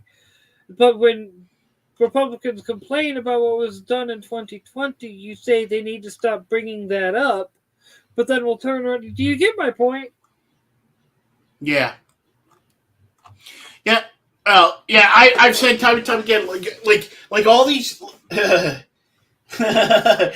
that is a bitter pill. Well, that's why I bet I made the prediction that Trump wasn't going to run the last election. Here's why I think this is just me.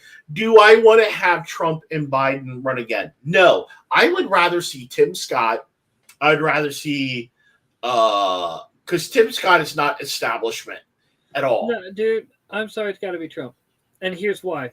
If Trump sticks true to what, like, if Trump goes in there pissed off and like he gets in, like they are unable to, fortify the election to make sure that he doesn't win again, then he's going to get in there, and if he's smart, which I think there's a lot of people that have been like directly into his ear, like making sure that he's told, get in and fire every bureaucrat.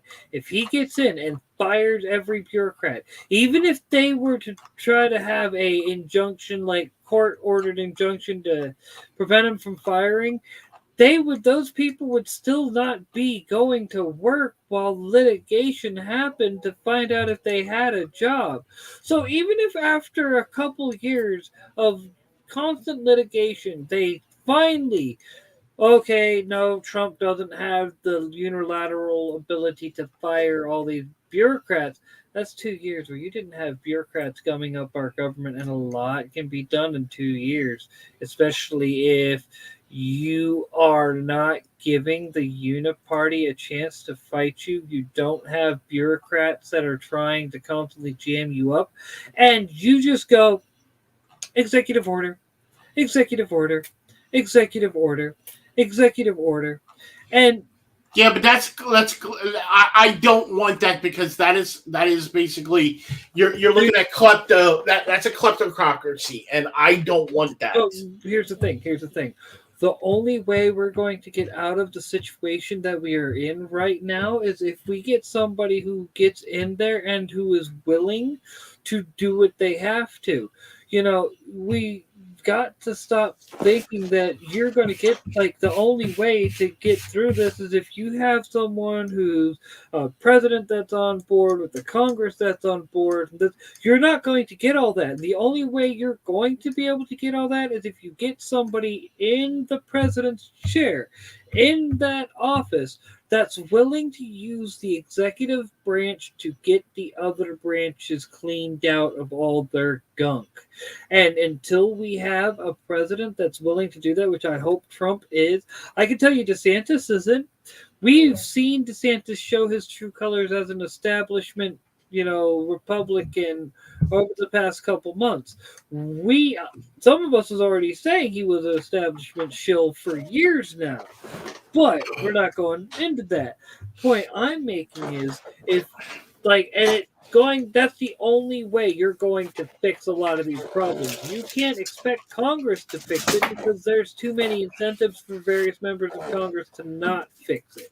Because Well, of course, they because have financial gains on, literally that'll be lost. yeah, well, and that's the thing is how to you got to come back to how does somebody who has 197,000 or whatever this hundred and some $1,000 job be a multimillionaire owning 5 different mansions, or they have millions and millions of dollars in a particular company, and when a certain bill is coming up, they quickly dump their stock so they don't get investigated. Yeah. So. And Republicans are just as bad as the Democrats. No one ever said they weren't. But the thing is, when you have establishment Republicans and establishment Democrats doing whatever they can to keep, you know what I mean, to keep, if you will, the uniparty in power, to keep populism down, so they can keep selling out the world to China, to various WEF interests. Yeah, but the problem I have is Trump had 4 years already. Okay, yes, but Trump was trying to, in his first term, he was under investigation constantly for Russia, Russia, Russia. Then for Ukraine. Then immediately after that, you had the election and, the lame duck between him and a new president. And then you had January 6th happen, which now we know was a Fedsurrection. And then you have the fact that the problem once again though, Bob, but step back. Here's the problem with having Trump in there as a candidate. It's not about the people who are the Republicans or the Democrats. They're automatically going to vote via the party line. Okay, there's enough established Republicans and independents who will not vote for him at all. And I'm sorry to tell anybody who disagrees with me. And hold up. Let me finish, please. Okay? Then I'll let you do your thing. Okay? Trump lost the election legitimately. Do I think there were some shady things going on in some areas? Yes, 100%. Okay? But I think there was just enough people. Now, do I think that Biden got 82 million votes? No, bullshit. I don't buy that at all, period. I don't buy that. I think he won by a much slimmer margin than what I think he barely squeaked by, in my opinion, because Trump had just enough people with the also issue with the pandemic that people went against him. That's just me. I think he's too unlikable to win the next election. And I'm sorry, but I'm going to disagree because and I'm going to explain to you why. First off, 5 counties. 5 counties in 5 states that were not properly abjugated, not properly resolved is all you need to throw an election. And what do you have? Exactly 5 counties in 5 states that were not properly abjugated, and that the more we find out, the more we can see that they actually did have a lot more going on than was let on, and more facts we find out about just, for instance, Maricopa County. We know that Maricopa County was obviously honkified, and we know for a fact that that was one of the counties, one of the crucial ones that through the election for Biden, we know for a fact that Maricopa County was doing a lot of shady things. We know that that was they have fought any and actual proper audit of 2020 throughout the whole way. The Cyber Ninjas was not able to actually get signature verification, and the one machine that they did get to forensically analyze was immediately destroyed, which tells me that they had modified that to be within the proper state standards. Once the Cyber Ninjas did their bit, they immediately destroyed it to make sure that they don't have a legit one that can be used as a, oh, look at this one's not like the rest of them, because things like that, if that ever got brought under review, would be a big red flag. But if someone doesn't know that there's not stuff in there that's not supposed to be in there, they're not going to be able to see it. Then you have the 2022 election and with Kerry Lake and all the things that happened there and the honking that happened there. So we know more than likely these same things happened in 2020. All right. With that, you also have the economy. You have the fact that people are realizing that they were lied to about Trump in a lot of various areas, and there are a lot of things that keep coming out. And you have the indictments. The indictments alone are pushing people in favor of Trump because of the fact that no one. Remember one of the big things that they said about Trump when he asked Zelensky to look into the video of Biden saying that he got the prosecutor fired. The media ran with Trump is trying to have his political rivals arrested, and by golly, what's going on? Well, Biden's trying to have his political rival arrested, and that is a lot more of that's a stronger, guess you could say, battle cry or rallying cry than anything else. That tells a lot of people that maybe everything that they have heard about Trump might actually be a lie. And then you top all that off with the Durham report, where Durham is obviously doing his best to cover for the FBI, but really can't, because there is way too much damning information in that. And when you present all this, and you just present it to your average independent that's willing to actually hear you out, they immediately, upon getting all that, looking at the slap on the wrist that Hunter Biden got, and versus what they're trying to do to Trump and this, that, and the other, like all the info about Joe Biden and him being corrupt, and that's continuously coming out, I honestly believe that right there is the best thing to help Trump. It'll be what gets Trump the next election, because there will be a lot of people who go, all right, even if basically here's how this goes. Trump is on the ticket, right? And if Trump loses again, it's going to be a whole lot of people. It's going to be 80 million, I suspect, this time. And it's going to be 80 million people who go, fine then, we'll do it ourselves. Full Thanos, and they're going to be done playing. 2024, I honestly believe, is going to be the make or break election. And if Trump does not win, well, actually, here's the problem. If Trump wins, civil war. If Trump doesn't win, civil war.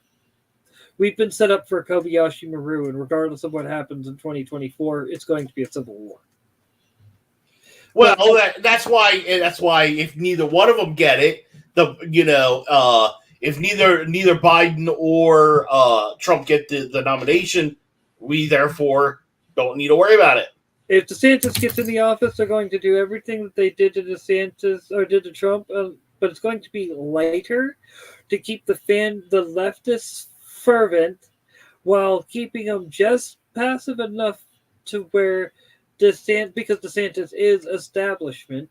Like they're think about it. They've tried astroturfing DeSantis at every chance they've gotten. The Chris Christie doesn't have a chance. The No. only one that I would possibly give a shot if that wasn't Trump, Vivek Ramaswamy. Okay. What about Larry Elder? Tim Scott? I think Larry Elder and Tim Scott are going to be too willing to break bread with the establishment. And they're No, man, no. Dude, Larry Elder's the one that got Dave Rubin to change his mind. Yeah, but here's the thing. When it comes to Larry Elder, the California special election showed that Larry Elder will roll over and just take it if he loses. But he lost by a long margin. So there was no contest. There was constant, and I mean constant, before the election even went down, talks of Republicans being unable to cast their vote. Let's end the politic talk. You know, that turns people away from the channel here. Alrighty, well, it's 11 o'clock here on my side, so we're going to go ahead and wrap it up here. I know Neo just got back here, but I need to head to bed. Yeah, so, I get that. I was actually setting up myself to step out, smoke, and then come in and probably do the same myself. All right, Mr. Bob, where can people follow you? As always, you can find me on the Twitters at Brainiac420. You can find me everywhere else at Bob Jones Comic Wars. You can find me right here on the YouTubes at A Nerd and Over 30. All right. And as guys always, you guys can follow me on Twitter, Dead Moon D, on Instagram. It's Dead Moon Detectives. Here, it's at Molt Chaos 1975. And yeah, so join us again here. Hopefully we'll have some more things go in the comic book industry and and where things are going here. But guys, just let's support where you can support those indie creators. Good news, Nerd Wonder just did announce that her comic got completely funded. Which we already knew that was going to happen. Yep, that was going to happen. So, but yeah, support indie creators where you can. If you're no longer into DC and Marvel, or if you're still into DC Marvel, pick up a good title that you're gonna like. You don't have to support everything. Don't tell people you not to like a certain title because of a certain thing or whatever. Just like what you like, and support who you want to. And other than that, the only other thing I would recommend is I got a great YouTube channel I would recommend besides ours, our two channels. If you guys like mysterious, quirky things from UFOs to all these different things, there's a channel called the Y Files. That's the Y Files, and the guy who is the host, AJ, and he's got a mascot that his name is Hecklefish, and it's a great channel. But I'm a Patreon member, just one there. But I wanted to bring more people to the channel, and they talk everything from UFOs to time travel, all these different things. And it's really cool channel and stuff like that. But yeah, and then hopefully we'll be back here in about another week or two with another stream, and we're trying to make these a little bit more and stuff like that. Dead Moon Detectives right now, Neo. I'm in the middle. I just haven't been writing. I do have the first couple scenes done, but right now I'm not in the mood for writing. I just have no motivation, honestly, sadly. Just because I'm dealing with too much stuff right now. And I'm still not in a good place, so to do any writing. And I'm the type of person, unless I'm in a good space, I don't like to write. So, anyhow, yeah. But I can always do creative. Basically, Dead Moon Detectives is about a girl and her brother, whose parents were murdered by a serial killer. and they are investigating the parents' murder, which tied into a serial killer who kills on what's called the Dead Moon, and he displays the bodies in the shape of Celtic ruins. Or the carves. We haven't finished out if he carves them into the body, or if he displays the body, or uses something else with that rune. But there are runes of Celtic origin that around the body. So, we're trying to work out like what's better. Right now, tentatively, I am working it towards a have it as a game, like a visual novel. But I don't know if I'm going to do that. It's just right now, like I said, mentally, I'm not sure how I want to do stuff. So, anyhow, once again, guys, thank you very much. We will see you on the next one. Have a good night and God bless. Later, folks.